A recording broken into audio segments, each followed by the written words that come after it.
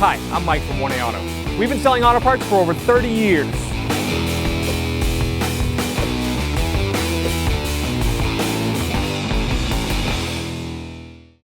So our rear washer hose, we weren't getting any spray out of it.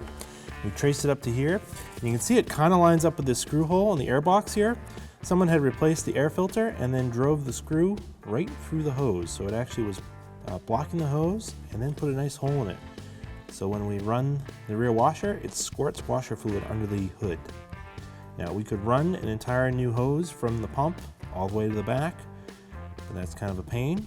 So what we're going to do is just cut it right here and then splice it with a plastic hose connector, and that should fix this up. Just take some cutters or scissors, get in here, carefully get on that hose. A little tricky. Try to get to the middle of that.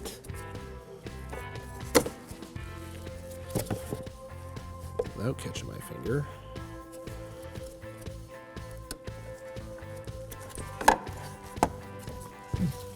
Put that away.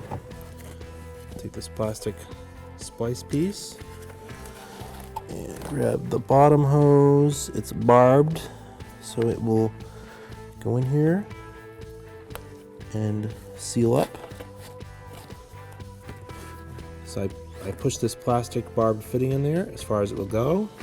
It's basically a little splice. I'll find the other end that I cut. I'm going to push this end right over that end.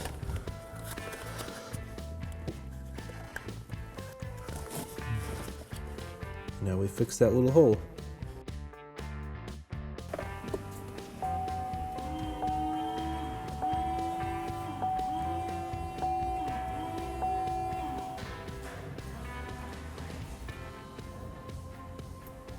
Thanks for watching. Visit us at 1AAuto.com for quality auto parts, fast and free shipping, and the best customer service in the industry.